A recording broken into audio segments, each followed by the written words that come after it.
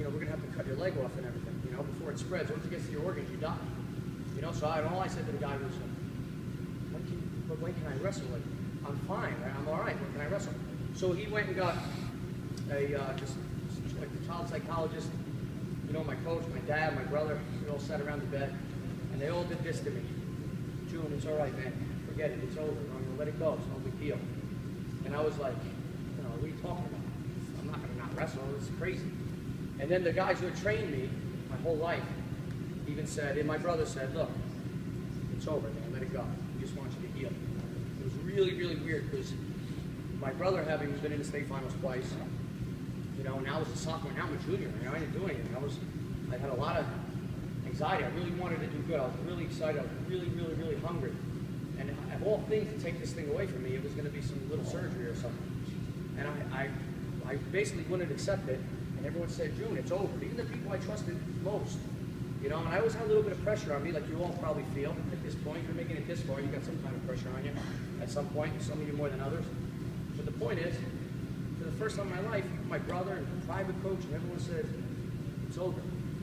We just want you to get well, man. Forget about the season. And for the first time in my whole life since I've been a little kid, there was no pressure on me. You know, every single my father, man, forget it. We're not even going to let you wrestle. You're done. It's over. You know, doctors, you may never wrestle again. That whole speech. It was really weird, man, because I felt like I had all this pressure. If I didn't win the States, it was going to be a failure kind of thing, which is a terrible place to be. And I probably, if this didn't happen, things would have probably not turned out the way they did. Because what happened was, I'll never forget, after that night, everybody was gone. I was in the hospital by myself for like the first time. There was always somebody there. You know, I was young. I was like 16 years old. You know, who's 16 here? I was like, here, going by myself at the hospital, far away. This is where the doctor was from. I was all by myself, and for the first time in like 6, 7 years, I had no pressure. And I went from a guy who could possibly win the States to a guy who was out. You know, forget about it, you're done, let's go. Everyone else is still trained, you know? And it was really weird. It blew my mind. It really did. Everyone discounted me, and I was totally gone. Totally done. And the weirdest thing happened. While I was sitting there, the doctor's telling me, you know, don't even worry. By the time you get back, and they couldn't stop this thing from spreading now at this point. And they told me we have like about a 12-hour window. If they don't stop it, they're gonna have to take my leg off. And I was like, I don't care, man. I just want to wrestle. So sure enough, I was sitting there, and you know, I got the phone, and I didn't think there was cell phones really back then too much. This was the early '60s. Really, there's no cell phones. I remember calling my guy who coached me, Ernie, and I said, all right, man, I really want to wrestle. He said, look, man, we all love you, and we just want you to get well. The season's over, man. Just put it behind you. It's done. You come back next year real strong.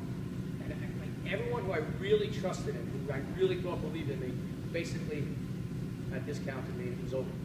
And at that very moment, I sat back and I said, man, you know what would be really amazing? If I could just surprise all of them. I said, I could do this, man. I don't care what the doctors say, I don't care what anybody says. I'm going to come back. I'm going to win the States. You know, and I said this to myself, and it was like one of those things like you see in a movie, when people say, you know, this plan is so crazy it just might work kind of thing. And as I was even trying to tell people, no one will believe. They're like, listen, man, you're done. You can't. You're not going to be able to train. So what happened was I was in the hospital for about 2.5 months, almost 3 months. And of course, I got lucky. Things were a little bit different back then. Like you guys now, you hit your head, and it's hard to come back. It's like crazy. Back then, you know, I was able to have a doctor say, okay, basically put his whole life on the line and sign off on me being okay to wrestle. But, you know, I really wasn't. I had no practice, not a single practice. You know, I actually think I had one practice, and that's when my knee was hurt. So I had one practice. And then the whole rest of the year, I sat in the hospital.